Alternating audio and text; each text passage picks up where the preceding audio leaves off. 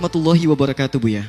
Waalaikumsalam. Saya ingin bertanya langsung kepada Buya, bagaimana sebenarnya hukum orang Islam masuk ke gereja dan memberikan ceramah yang bertemakan kebangsaan dalam rangka pembukaan gereja? Saya mendengar ada ulama yang mengharamkannya, namun saya juga melihat ada potongan video Buya yang memperbolehkan masuk ke gereja dalam keadaan darurat. Mohon penjelasannya sekali lagi, Buya. Terima kasih. Wassalamualaikum warahmatullahi wabarakatuh. Bismillah. Dalam membicarakan hal-hal yang semacam ini, ada orang yang tulus di dalam melihat, ada mungkin orang yang mengambil sisi lain untuk kepentingannya. Makanya semoga Allah melindungi kami dan melindungi semuanya, agar semuanya bisa tulus karena Allah. Tulus karena Allah. Pertanyaan ini sudah serupa, ini sudah pernah dimunculkan pertanyaan itu beberapa tahun yang lalu tentang bagaimana orang ceramah di gereja, masuk gereja dan sebagainya. Kalau tidak salah kita juga ngerinci, kalau hukum masuk gereja saja, hukum masuk gereja dan sholat di gereja itu dibahas oleh para ulama ahli fikih. Tidak usah kitab gede-gede, kita baca kitab-kitab kecil saja, kita akan menemukan makruh sholat di tempat tempat onta, kandang onta yang ada minumnya onta, di tempat ini, di gereja makruh sholat dan sebagainya. Tapi kita mengambil hukum itu nggak boleh dengan hawa nafsu. Tujuan apa kita mengambil perkataan ulama itu? Tujuan apa? Di saat ulama menulis itu pun juga tujuannya apa? Mereka menjelaskan hukum. Tapi kalau sudah kita mengambil perkataan ulama kemudian tujuannya adalah untuk hawa nafsu kita, kepentingan kita, biarpun benar jadi salah, biarpun membawa Al-Quran, maka apa yang pertama dan utama adalah yuk kita sama-sama. Kami perhatikan dalam masalah-masalah yang disampaikan ada 3 orang yang harus waspada. Ayo kita bareng-bareng selamat. Yang pertama yang masuk gereja, yang kedua yang ngomentari yang masuk gereja, yang ketiga yang punya kepentingan untuk YouTube-nya itu, untuk ini yang sering memotong sana motong sini. Ini semua punya tanggung jawab di hadapan Allah. Harapan kami semuanya adalah masuk surga semuanya. Baik, kalau masalah masuk gereja,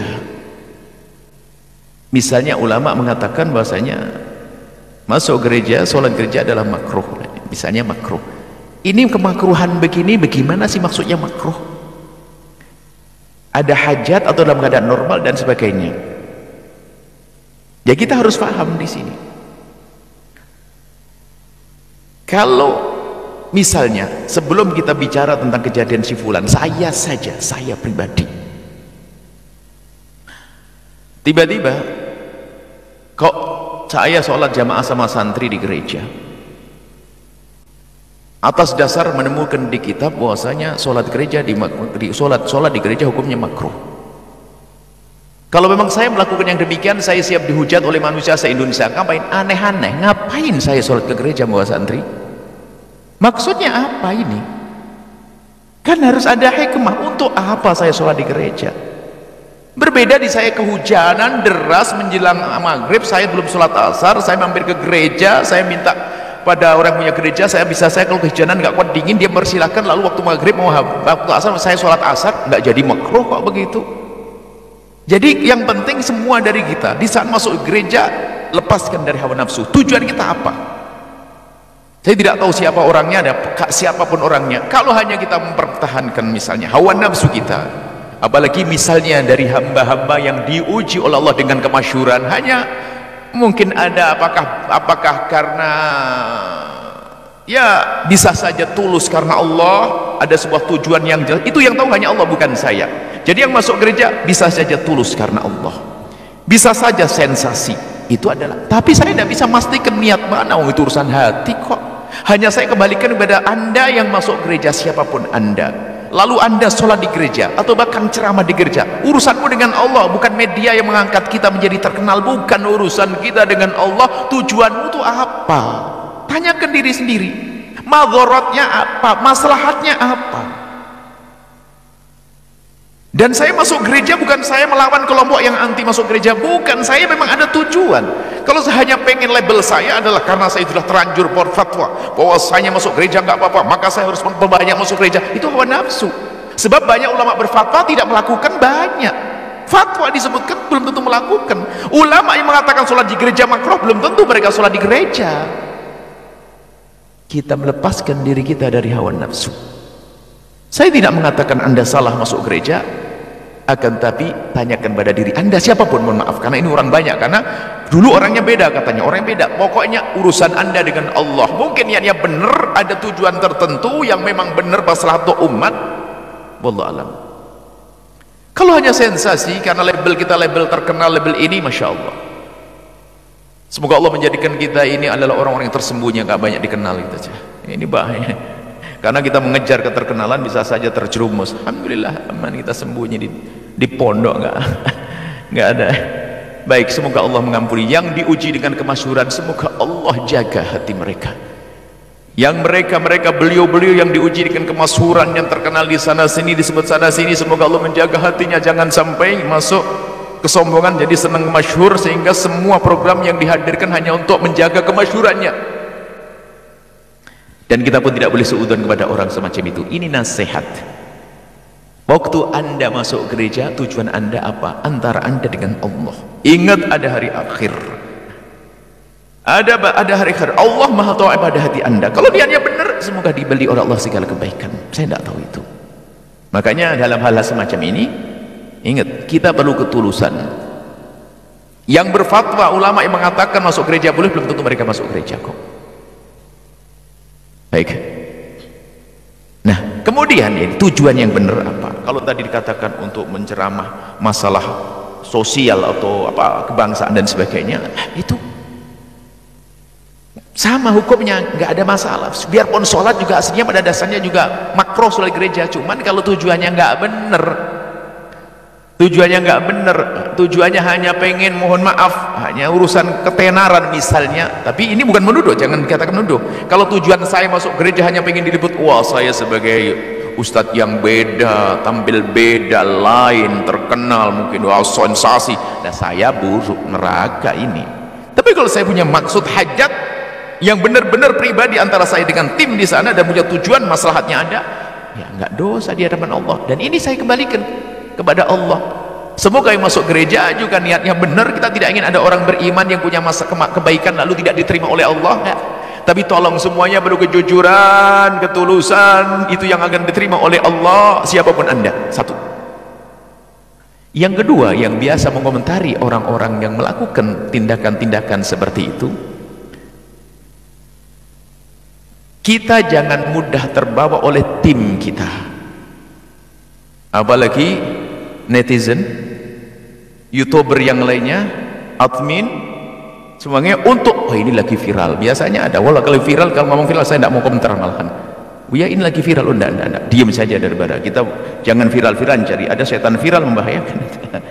Jadi mungkin sebagai siapapun kalau ingin komentar tentang sesuatu, ini jangan hanya mengikuti omongan orang, akan tapi kita pertimbangkan, kalau saya berkomentar nanti maslahatnya apa kira-kira baik atau tidak. Kalau ternyata tidak baik, saya tunda komentar saya.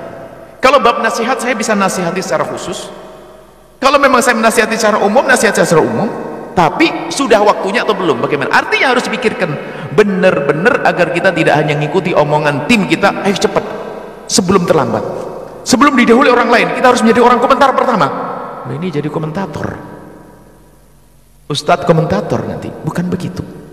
Akan tapi ada tujuan kemaslahatan. Kalau memang harus komentari sesaat itu juga karena mungkin masalahnya sangat berat, ya segera, nggak ada masalah. Intinya saya kembalikan pada kecil. Makanya jangan juga, hei tadi, ini kadang-kadang yang benci sama yang komentari langsung, wah dapat dong, ya ngomong gitu. Yang tadi ngomentari yang masuk gereja, nah ini. Akhirnya saya jadi musuh semuanya. Giliran sekarang, wah ini ya itu ngantem yang komentar ya. Oh enggak, saya enggak ngantem yang komentar. Tadi ngantem yang masuk gereja. Wah ini. Saya enggak ada teman-teman di sini. Saya hanya ingin mengajak yang baik saja, yang selamat. Urusan dengan Allah. Kenapa? Di masyarakat kejadiannya semacam itu, orang komentar karena begini. Orang mau komentar macam-macam. Maka bagi yang biasa mengomentari atau membuat reaksi kepada apa yang pernah disampaikan, dilakukan seorang tokoh masyhur misalnya, maka itu harus pertimbangkan betul. Pertama kita tahqiq permasalahannya, benar atau tidaknya, kemudian sejauh mana. Mungkin itu adalah memang salah, tapi bisa saja dia tidak mengerti, atau dia salah paham. Anggap saja dia ustadz juga manusia, bisa salah masuk gereja mungkin karena ketidakmengertiannya, mungkin, atau dia tidak mengerti hukumnya, atau mungkin dia niatnya yang lain, mungkin. Maka di saat saya ingin komentar, maka saya harus waspada dulu, agar saya tidak mudah membuka mulut saya untuk komentar, hanya nuruti ini yang di kiri kanan saya ini. Ini bahaya sekali. Yang ketiga, wahai hamba Allah yang merasa punya Tuhan Allah, ingat ada hukuman di akhirat. Jangan biasa motong omongan orang lalu Anda adu, Anda pengadu domba. Omongan saya bertahun-tahun yang lalu sebelum ada kejadian dihantamkan kadang-kadang Buya yang komentari ini, padahal omongan saya jauh lebih dulu, 4 tahun sebelumnya. Karena dipotong yang sesuai diadu, sehingga nanti ada yang potongan kita dipotong Buya Yahya menghantam orang masuk gereja. Waduh, saya jadi pusing. Satu lagi, Buya Yahya melibas habis orang yang komentari orang masuk gereja. Wah, habislah Buya.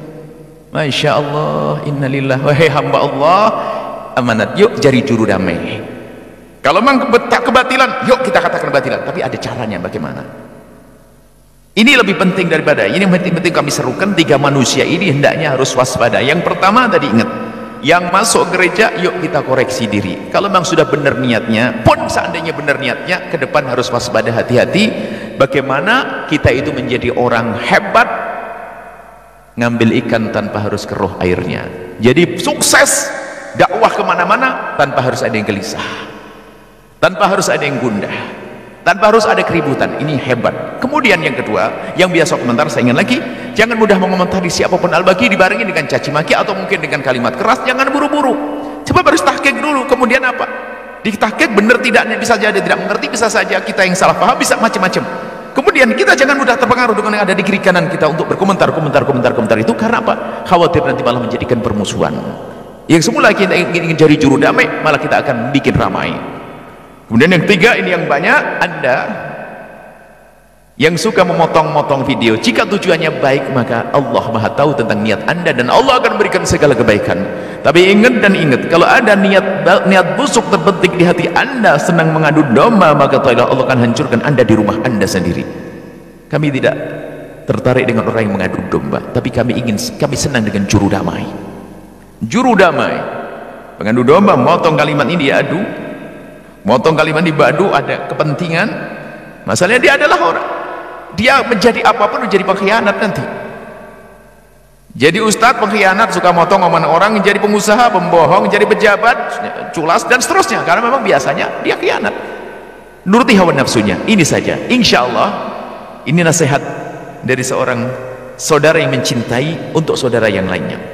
Saya mencintai Anda semuanya, baik Anda sebagai orang yang mungkin ke gereja, atau mungkin yang suka berkomentar, atau suka motong-motong. Ayo kita sekarang berpikir bahwasanya ada akhirat, ada Allah, ada neraka, ada siksa, ada kebahagiaan, ada hukuman dari Allah Subhanahu wa taala.